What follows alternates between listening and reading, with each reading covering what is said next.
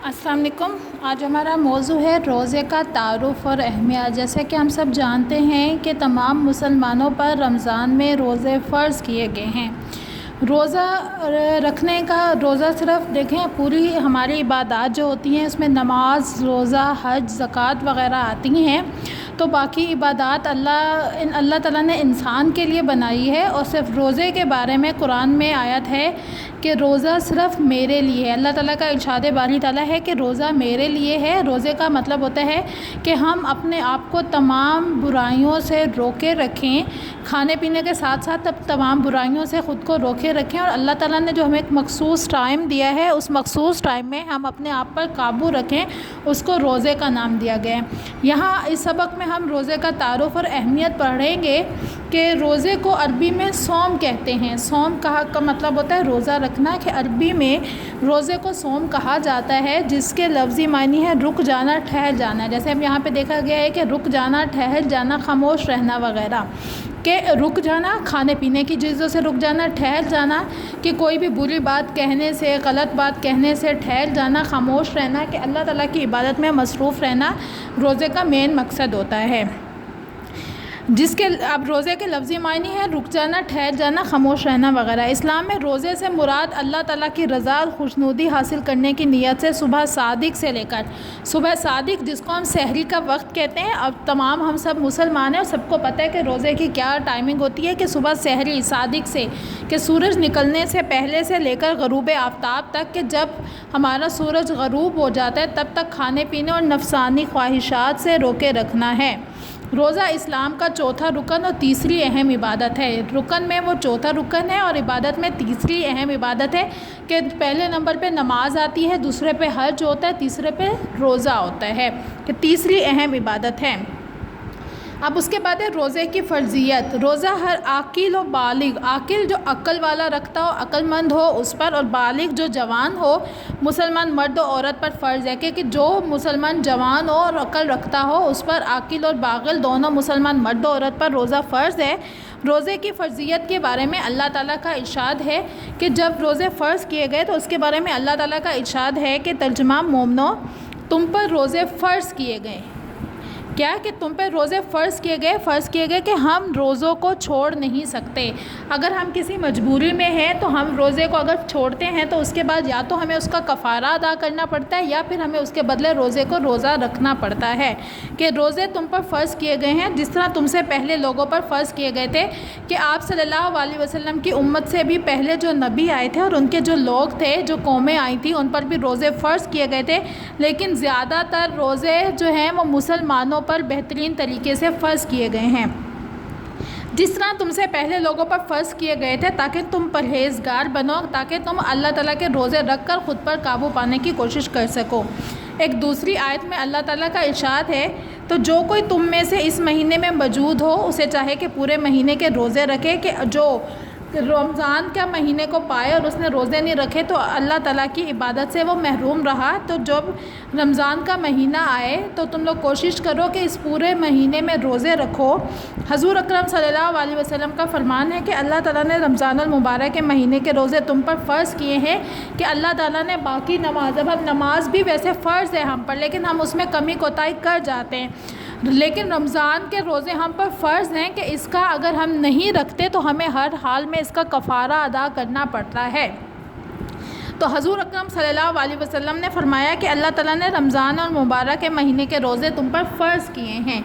अब ये रोज़े की फ़र्ज़ियत के बारे में था कुरान पाक में और हदीस में, कि किस तरह अल्लाह ताला ने कुरान पाक में और आप सल्लल्लाहु अलैहि वसल्लम ने हदीस में रोज़े की फ़र्ज़ियत का हुक्म दिया है। उसके बाद हमारे पास किताब के सफ़ा नंबर 25 पर रोज़े की अहमियत और फ़जीलत है, कि रोज़ा भी नमाज की तरह एक अहम इबादत है, जो ना सिर्फ़ इस उम्मत पर फ़र्ज़ किया गया है बल्कि पहली उम्मतों पर भी फ़र्ज़ किया गया था। कि हम पर रमज़ान के 30 रोज़े हैं, लेकिन बहुत सी उम्मतें पर 40 रोज़ों की तादाद में अब भी हमारे यहाँ सुनने में आता है कि क्रिश्चियन जो है, ईसाई कौम वाले 40 रोज़े रखते हैं, लेकिन मुसलमानों के लिए एक महीना रमज़ान का, उसमें 30 रोज़े रखे जाते हैं।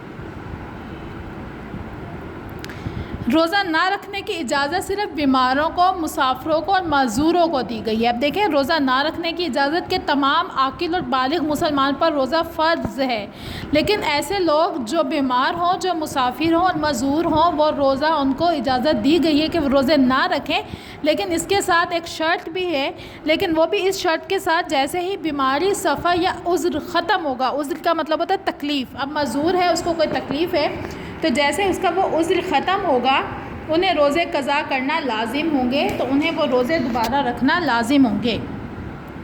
روزے کی فضیلت بیان کرتے ہوئے آپ صلی اللہ علیہ وسلم نے فرمایا کہ جو شخص رمضان المبارک کے روزے ایمان اور ثواب حاصل کرنے کی نیت سے رکھے گا تو اس کے پچھلے سب گناہ معاف کر دیے جائیں گے۔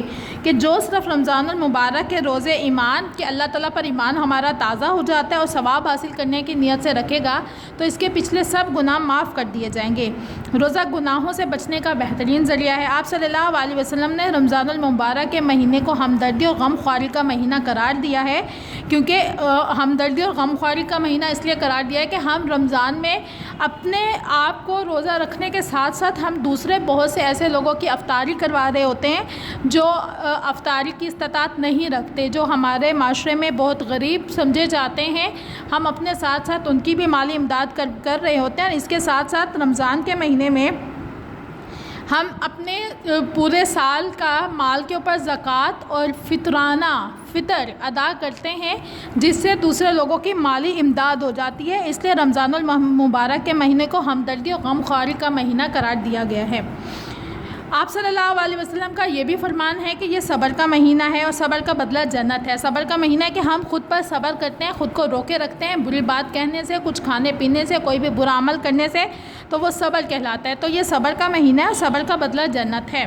اس مہینے میں مومن کا رزق بڑھ جاتا ہے۔ اسی مہینے میں قرآن مجید نازل ہوا کہ ہمارا قرآن مجید بھی اسی مہینے میں نازل ہوا۔ اس مہینے میں لیلۃ القدر ہے، جس میں عبادت کا اجر 1000 مہینوں سے بڑھ کر ہے۔ کہ لیلۃ القدر کی رات آتی ہے جو آخری کے عشرے میں طاق راتوں میں سے کوئی بھی رات ہوتی ہے، تو وہ لیلۃ القدر کی رات ہے، اور اس میں عبادت کا اجر 1000 مہینوں سے بڑھ کر ہے۔ ماہ رمضان میں ایک نفل ادا کرنے کا اجر فرض جتنا اور ایک فرض ادا کرنے کا اجر 70 فرض ادا کرنے کے برابر ملتا ہے۔ یہ تو تھی جی روزے کی اہمیت اور فضیلت۔ اب ہے روزے کی معاشرتی اہمیت کہ روزے سے ہمارے معاشرے میں کیا اہمیت ہوتی ہے اور ہمیں کیا فائدہ ہوتا ہے۔ روزے کی وجہ سے تقویٰ اور پرہیزگاری کا ماحول پیدا ہو جاتا ہے، جس کی وجہ سے نیکیاں بڑھتی ہیں اور برائیاں کم ہو جاتی ہیں۔ کہ زیادہ تر لوگ اللہ تعالیٰ کے قریب ہو جاتے ہیں اور نیکیاں زیادہ ہوتی ہیں اور برائیاں کم ہو جاتی ہیں۔ اس لیے مسلم معاشرے میں رمضان کے مہینے میں نیک کام زیادہ نظر آتے ہیں۔ روزے کی وجہ سے انسان بھوکا اور پیاسا رہتا ہے، اس لیے روزے دار کے دل میں بھوکوں اور پیاسوں کا احساس پیدا ہوتا ہے۔ ان کے ساتھ محبت، ہمدردی اور غم خواری کے جذبات بیدار ہوتے ہیں۔ یہی وجہ ہے کہ دوسرے مہینوں کی نسبت رمضان میں زیادہ سخاوت اور اثار نظر آتا ہے۔ وہی بات کہ ہم لوگوں کی مدد کرتے ہیں اس مہینے میں۔ روزے کی وجہ سے معاشرے کے افراد میں قوت برداشت، وقت کی پابندی، غیبت سے اجتناب اور پرہیزگاری۔ معاشرے کے افراد میں قوت برداشت کے کھانا نہ کھا کر ہمارے اندر صبر کر قوت برداشت کا جذبہ پیدا ہوتا ہے۔ وقت کی پابندی ہوتی ہے کہ ہم ایک مخصوص سحری کے وقت پر روزہ رکھتے ہیں اور مخصوص افطاری کے وقت پر روزہ افطار کرتے ہیں۔ اس سے پہلے نہ تو کھا سکتے ہیں اور نہ ہی ہم کسی بھی چیز کو، کسی بھی بری بات کو کہہ سکتے ہیں۔ غیبت سے اجتناب، روزے میں ہم خود کو برائیوں سے دور رکھنے کی کوشش کرتے ہیں، دوسروں کی برائی کرنے سے خود کو قابو پاتے ہیں، اور پرہیزگاری جیسے اعلیٰ اوصاف کا مطلب ہوتا ہے خوبیاں پیدا ہوتی ہیں، جن کی وجہ سے معاشرے میں نظم و ضبط، امن و امان اور سکون کی فضا پیدا ہوتی ہے۔ رمضان المبارک میں مسلمان کثرت کا مطلب ہوتا ہے زیادہ۔ رمضان المبارک میں مسلمان کثرت سے مساجد کا رخ کرتے ہیں اور ایک دوسرے کے معاشرتی مسائل سے آگاہ ہو کر ان کا حل تلاش کرتے ہیں۔ اس لیے روزے کی بڑی معاشرتی اہمیت ہے۔ اب یہاں پہ ہمارے پاس روزے کے فوائد ہیں کہ ہمیں روزہ رکھ کر کون کون سے فوائد حاصل ہوتے ہیں۔ روزے رکھنے کی وجہ سے روزے دار چھوٹی برائیوں سے بچا رہتا ہے۔ نمبر 2 پر ہے روزہ رکھنے اور افطار کرنے کے اوقات مقرر ہوتے ہیں، اس لیے روزے دار میں وقت کی پابندی اور زندگی میں نظم و ضبط پیدا ہوتا ہے۔ نمبر 3 ہے روزہ رکھنے کی وجہ سے انسان کی صحت بہتر ہو جاتی ہے اور کئی بیماریوں سے بچا رہتا ہے۔ اس کے بعد ہے نمبر 4 پر کہ سارا دن بھوکا پیاسا رہنے سے روزے دار کے دل میں غریبوں و مسکینوں کے لیے بہت محبت ہمدردی اور مدد کے جذبات پیدا ہوتے ہیں۔ نمبر 5 پر ہے روزے کے دوران بھوک، پیاس اور خواہشات پر قابو پانے سے انسان کے اندر تقویٰ پیدا ہوتا ہے اور اپنے آپ پر قابو پانے کی قوت پیدا ہوتی ہے۔ نمبر 6 پر ہے کہ اللہ تعالیٰ دیکھیں نمبر 5 پر ہے بھوک، پیاس اور خواہشات پر قابو پانے سے تقویٰ پیدا ہوتا ہے کہ انسان کے اپنے آپ پر قابو پیدا ہوتا ہے کہ اگر ہم خود پہ قابو رکھ لیتے ہیں تو ہمیں اللہ تعالیٰ کی محبت اور ثواب حاصل ہوتا ہے۔ اللہ تعالیٰ روزے دار کے پچھلے گناہوں کو بخش دیتا ہے کہ جو روزہ رکھتا ہے تو اللہ تعالیٰ اس کے پچھلے گناہوں کو بخش دیتا ہے۔ یہ تو تھا ہمارا سبق روزے کی اہمیت کے بارے میں۔ ویسے ہم سب جانتے ہیں کہ روزہ ایک بہت ہی اہم عبادت ہے کہ پورا رمضان کا مہینہ ہم اللہ تعالیٰ کی خوشنودی اور خوشی حاصل کرنے کے لیے رمضان کے روزے رکھتے ہیں۔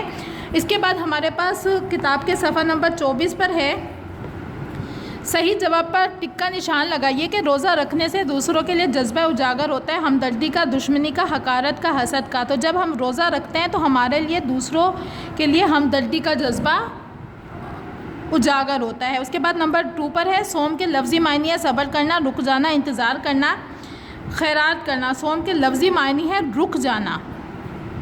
اللہ تعالیٰ نے جس عبادت کے بارے میں فرمایا ہے کہ وہ پہلی امتوں پر فرض کی گئی تھی وہ ہے روزہ، کیونکہ حج اور زکوٰۃ تو آپ صلی اللہ علیہ وسلم کے آنے کے بعد ہم پر فرض کیے گئے تھے، لیکن روزہ ایک ایسی عبادت ہے جو پہلی قوموں پر بھی فرض کیے گئے تھے۔ قرآن مجید نازل ہوا محرم میں، ربیع الاول میں، رمضان میں، ذی الحج میں، تو قرآن مجید رمضان المبارک میں نازل ہوا تھا۔ جی اس کے بعد ہمارے پاس خالی جگہ ہے کہ روزے کو عربی میں صوم کہتے ہیں، عربی میں روزے کو صوم کہا جاتا ہے۔ نمبر 2 پر ہے اللہ تعالیٰ روزے دار کے پچھلے گناہوں کو بخش دیتا ہے۔ نمبر 3 ہے رمضان المبارک میں کثرت سے لوگ مساجد کا رخ کرتے ہیں۔ نمبر 4 ہے روزہ رکھنے سے انسان کی صحت بہتر ہوتی ہے اور وہ کئی بیماریوں سے بچا رہتا ہے۔ نمبر 5 پر ہے روزہ ڈیش سے بچنے کا بہترین طریقہ ہے، روزہ برائیوں سے بچنے کا بہترین طریقہ ہے۔ امید ہے آپ کو سبق سمجھ میں آ گیا ہوگا۔ جی یہ ہمارا سبق تھا روزہ اور روزے کی اہمیت۔